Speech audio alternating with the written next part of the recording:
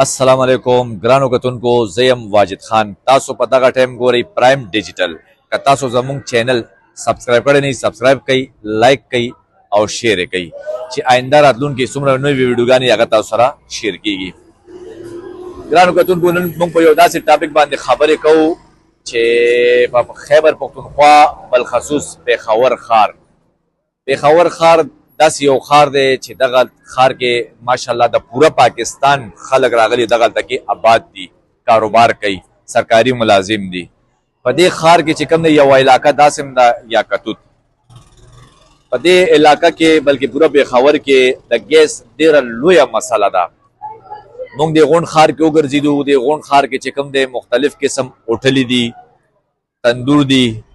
کورونه دي ټولو کې چې کوم دی د ګیس دومره لویه مسله ده د ګیس والا چې کوم سیستم دی طریقې کار دی هغې باندې تر نن تاریخه پورې دا عوام پوه نه شو موږ پوه نه شو عوام هم پرې پوه نه شو دی وایي چې یاره لوډ شیډینګ دی لوډ شیډینګ دی لوډ شیډینګ دی نو هلکه کم از کم د عوامو ته ټایم ټیبل وښایي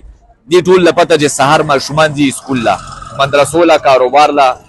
ناشتې لازمي دي کورونو کې کوي نه د سهار د ناشتې پته لګېږي نه د چایو پته لګېږي زنانه پریشانه ماشومان پریشانه او سړي هم پریشانه دي زه تاسو سره داسې ځمه یو تنور د لخیمه هغه لږ تاسو یو نظر وګورئ هغه تنور کې چې کوم دی یو سلنډر ایښی دی نو چې دا د څه غټې حادثې سبب هم جوړېدی شي تاسو لږ راشي ما سره دا کیمرامین که تاسو ته وښایي که نه دا وګوره دا تنور دی او دې تنور کې چې کوم دی سلنډر یې ځان ته ایښی دی دا وګورئ تاسو دا کمرشل دا دی دا کمرشل دی دا وګوره دا وی زما تقریبا په لکاو روپۍ بل راځي زما د دې دکان په لکاو روپۍ بل زه ادا کوم نو چې بل زه ادا کوم نو ماله پکار دی چې کم از کم ګیس راکړي ګیس مې شته دی نه ټیکس پوره ادا کوم بل پوره ادا کوم او بغیر ګیسه چې کم دی دی غریب بل جمع کوي داسې دلته کې یو څو موږ سره داسې یو څو د دې علاقې خلک ولاړ دي دې سره خبرې کوو چې یاره د ګیس حوالې سره چې دې څه ویل غواړي پوره پیښور کې ګیس نشته او چې څه ټایم ګیس رابرېږي دی هغه ټایم دا ټول وده وي څه ویل غواړې دې سره د ګیس ډېر زیات تکلیف دی دلته سهار کې ماشومان چې کوم دي نو سکول ټایمینګ نه دغه یې کې هم ډېر پریشان وي ناشتو نه بغیر ځي اکثر له ډیوټۍ والا خلک یې هغوی همداسې لاړ شي او ډېر زیات مصیبت جوړ شوی دا پیپونه بدل کړي دي دا هغه وخت نه دا ګیس نشته او داسې ټایم یې راپرېږدي چې هغه نه د پخلي او نه د یو شي نه هغه ټایم یې راپرېږدي چې زموږ نه تاسو د دې دوه ملګرو خبرې واورلې او داسې یو بل سپینګیری هم ولاړ دی هغه وایي زه هم څه خبرې کول غواړم خو زه ډېر زیات مجبوره یم چې زما په کور کې میټر شته سلنډر شته خو د میټر د ګیس چې کوم دی د هغې بیل ادا کوم او د سلنډر بیل ادا کوم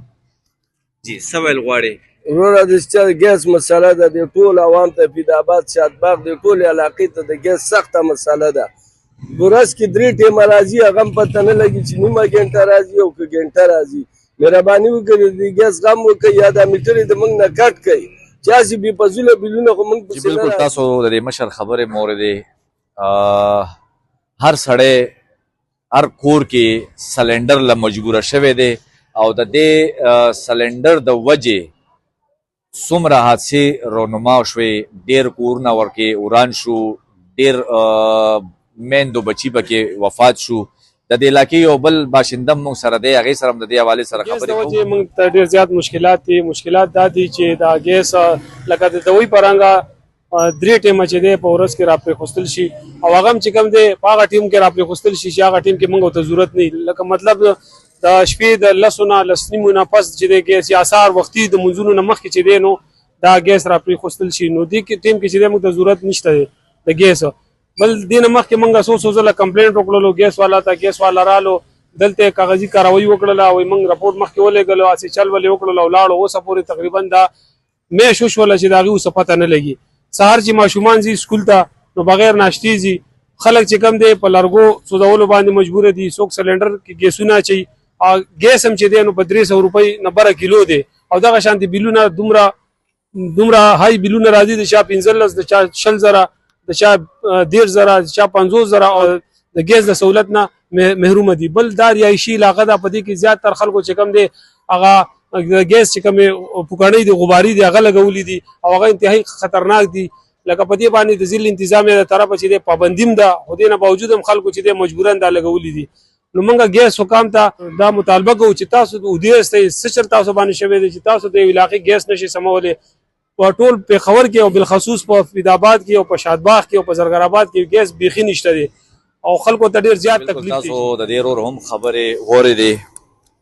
زه سوی ګیس محکمې ته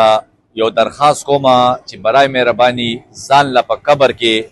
عذاب مه سیوا کوئ. دا کمې تنخواګانې چې تاسو اخلئ کم از کم خپل کور والا ته خپلو بچو ته دا تنخواګانې حلال کوي او چې څومره د دې سوی ګیس د وجې دا حادثې وشوې د دې ټولو ذمهوار صرف او صرف تاسو یئ.